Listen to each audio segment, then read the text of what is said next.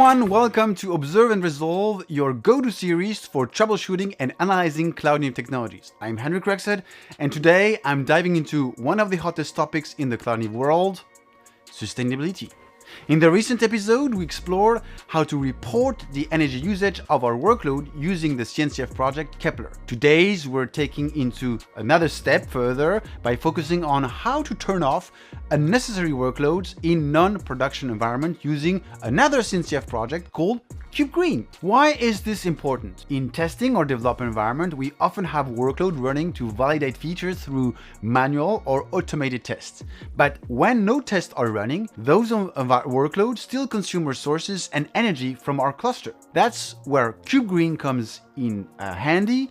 It provides a CRD named Sleep Info that allows us to configure a sleep time and a wake up time for a given namespace. Kubegreen at the end will turn all the replica to 0 during the sleeping time in that namespace. The solution is awesome, but it requires settings from our internal team. How could we build an automation process configuring Kubegreen automatically? Well, simple. We simply need a solution exposing the access logs of our services and of course, Dynatrace. For the access logs, I'm planning to use Istio that will provide the access logs on each Envoy injected in our workload. You may ask yourself, why do we use logs and not span? Well, simple. Spans will be sampled, but not logs.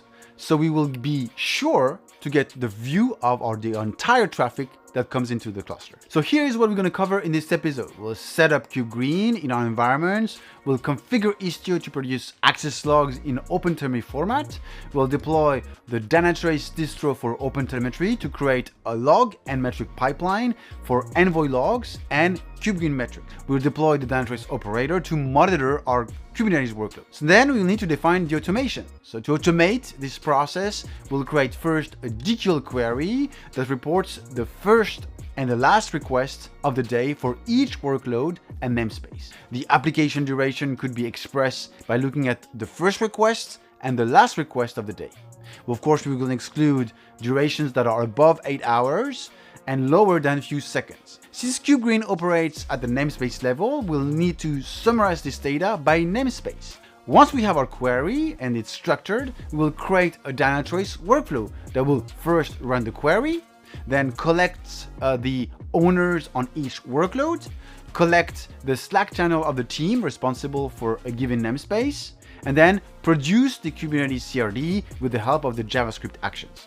Then at the end, we will send a generated sleep info CRD to the teams in their Slack channel.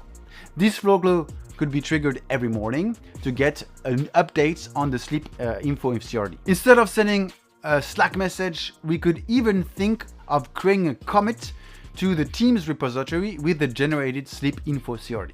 And remember, all this automation is possible by relying only on logs. If you want to try it out, here is the link to the GitHub repository with all the instructions to have this in your environment.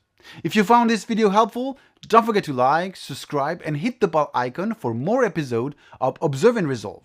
Thanks for watching, and see you soon for another episode. Bye.